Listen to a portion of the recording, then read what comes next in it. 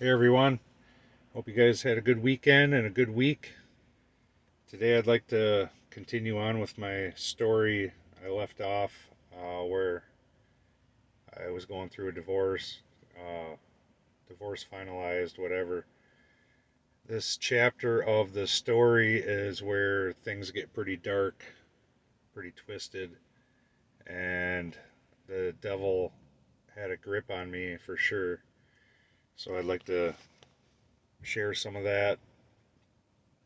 Um, After me and my ex wife split up, I moved in with my mom, which was pretty embarrassing. I was, what, 31 years old or so, and that was pretty humbling having to move in with your mom. I had nowhere to go.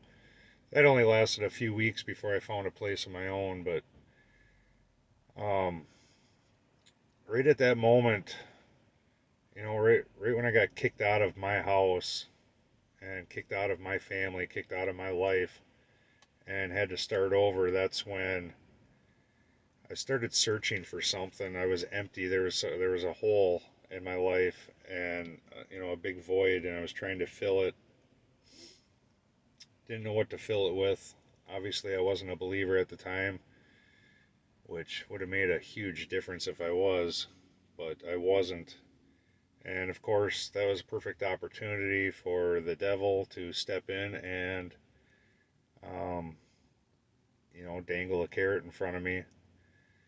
And that's exactly what happened. He put his arm around me and comforted me and told me that he was going to help me find some friends and make sure I have a good time and make the most out of this bad situation.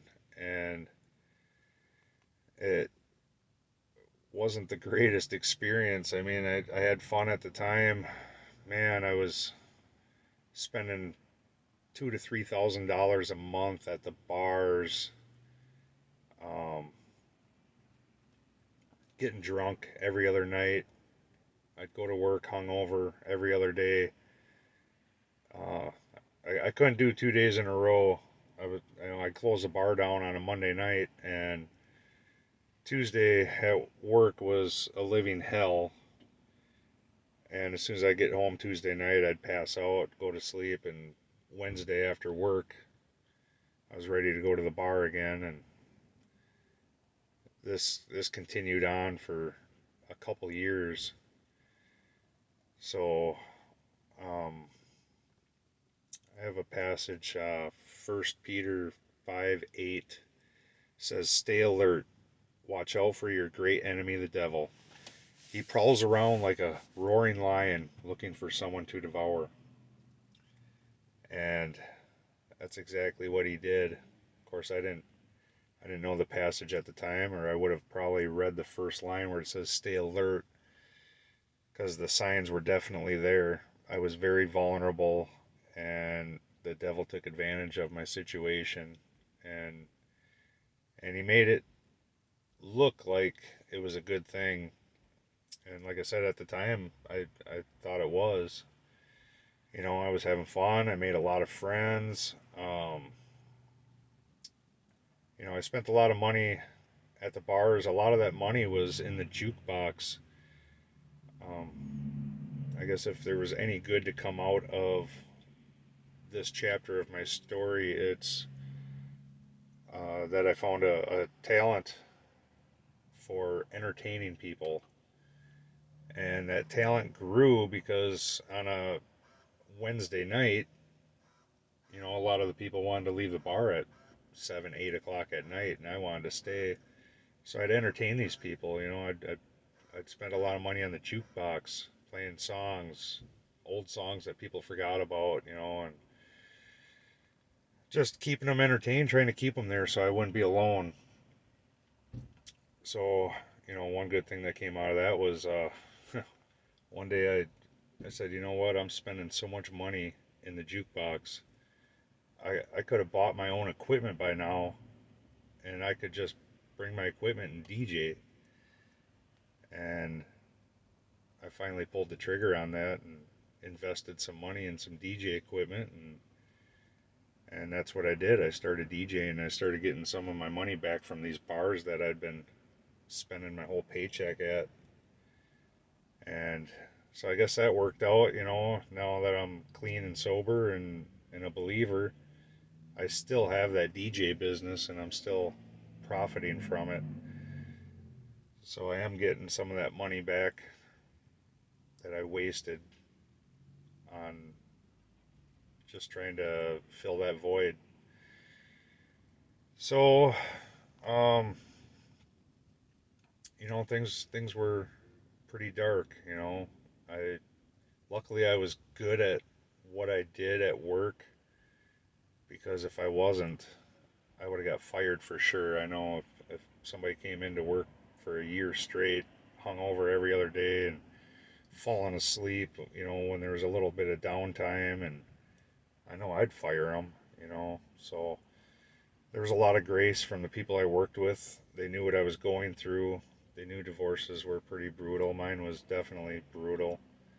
And they showed a lot of grace, let me keep my job, and, helped me through it. So I'm very grateful for that. But, man, just going out all the time, spending all my money. I'd pay my bills and fill my car up with gas, and whatever happened after that, I didn't really care as long as I had a good time. I did meet a lot of people. I made a lot of friends. I'm still friends with a lot of the people. There's a lot of people, their first time meeting me was me drunker than a skunk, making a fool out of myself at the bar. But, that's what I did to entertain people, do some pretty goofy things. And, one thing led to another, and, we start getting into the next chapter, which I'll share with you guys at another time. But, the alcohol brought me down so much, I wasn't getting anything done at home, falling behind on housework and just simple things like dishes and laundry. Going to the bar was more important to me. But it was bringing me down. I was late for work a couple times, and the alcohol was just consuming me to a point where I was just a zombie. And, that's when the devil sat me down again. And he said, I can, uh, I can introduce some stuff to you that would keep you going. You won't be tired anymore. You won't be late for work. You won't, you'll have energy. You'll get your housework done and this and that. And that's when he introduced me to meth. But we'll get into that at another time. That's a whole nother chapter. But yeah, for a couple of years I was a complete drunk. Um, can't really regret it. It is what it is, and everything happens for a reason. If it wasn't for that, I wouldn't have my DJ business. Without my DJ business, I probably wouldn't have met my wife. And without my wife, I wouldn't have 3 more beautiful children. So I can't regret anything. It all happens for a reason, but it was definitely a dark, dark time in my life, and I hope I never have to repeat that again. Of course, I'll probably take a different route if something like that ever does happen again. You know, being a believer now, I will pay attention to the first line of that verse: stay alert and see the signs of the enemy. When I first became a believer, I tell a lot of non-believers this when I tell them my testimony of becoming a Christian is, for the first few months after being saved, I actually noticed the devil more than I noticed God.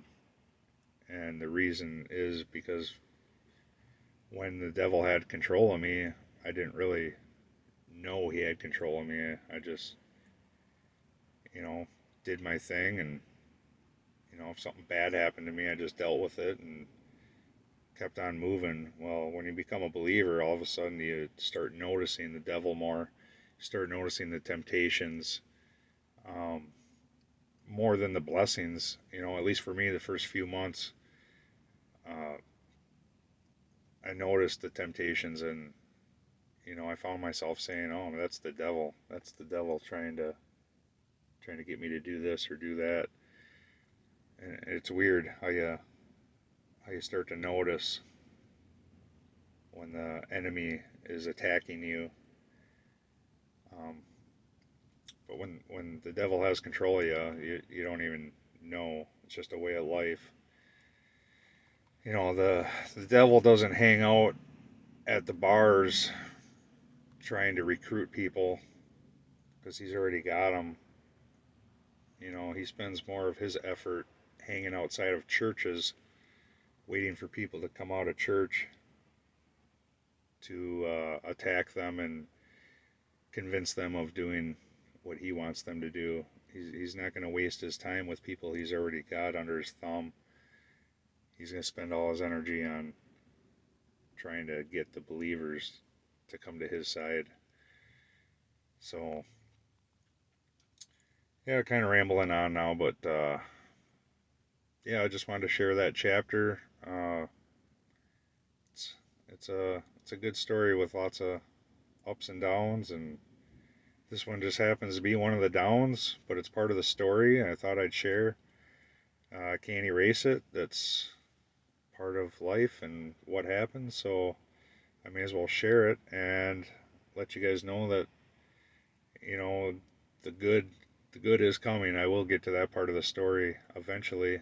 There's more dark chapters before that, but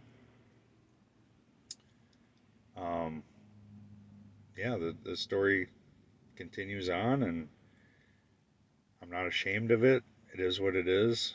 I'm not I'm not proud of my past, but there's nothing I can do about it. So, um, if you're going through some dark times, just remember it's just a chapter.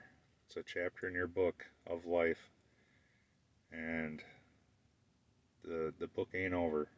So the pages ahead of you are blank, and you can fill them in with whatever you want. And there's time to change it around.